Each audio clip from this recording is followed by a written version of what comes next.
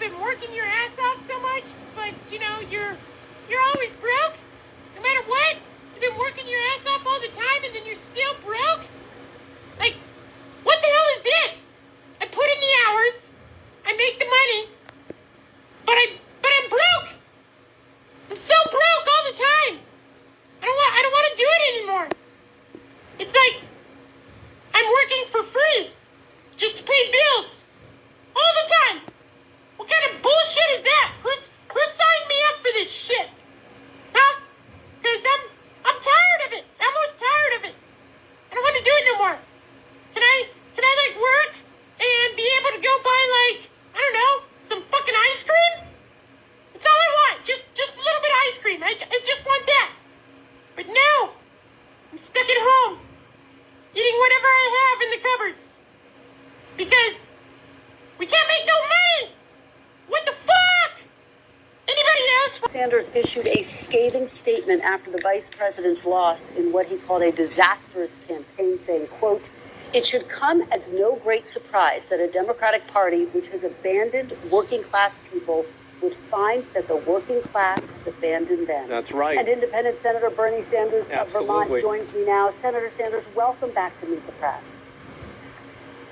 Thank you for having me. Thank you for being here on this Sunday after Election Day. Let's start right there. Your criticism, incredibly direct. You say you think the Democratic Party has, quote, abandoned the working class. How exactly do you think Democrats have abandoned? Keep in mind, this guy is the longest standing senator in the history of the United States of America. And there are pictures and photos of him protesting for civil rights back in the 60s.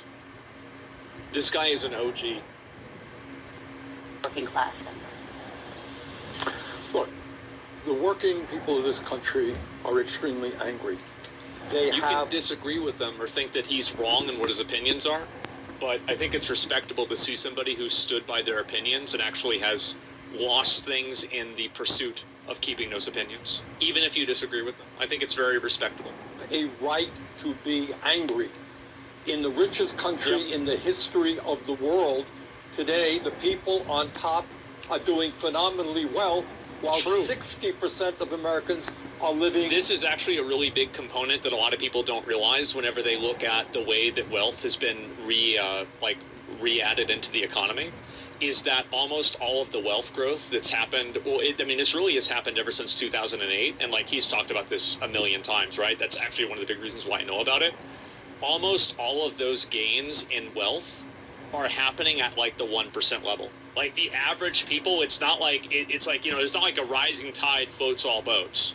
No, the average people are in a fucking desert. Paycheck to paycheck, and millions of families worry that their kids are paycheck really well, while 60% of Americans are living paycheck to paycheck. That is crazy.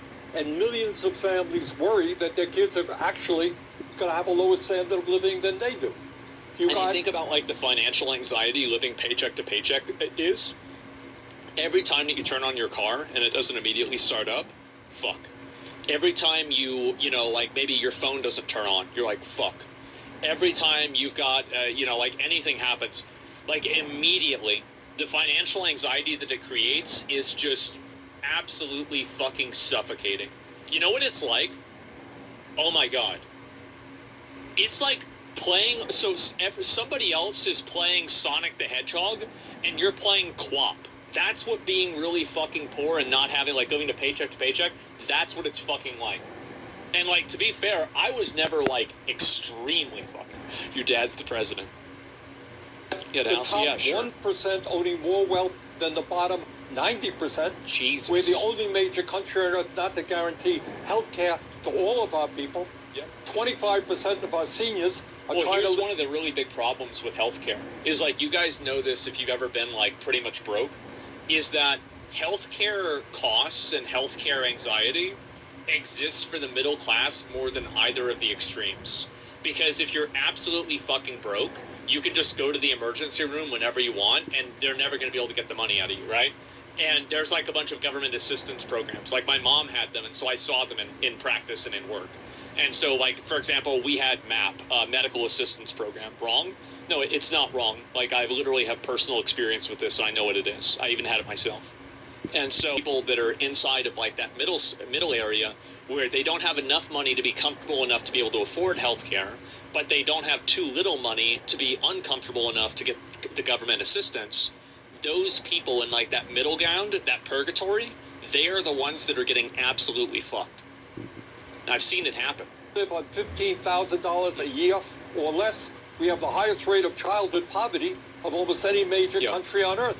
And the gap between the people on top and everybody else is getting wider and wider. He's right. And then, Kristen, on top of all of that, we got a corrupt campaign finance system which allows billionaires to buy elections. So Wasn't this the thing that people are telling me this wasn't happening earlier today? Oh, that's not happening. Of course it's happening.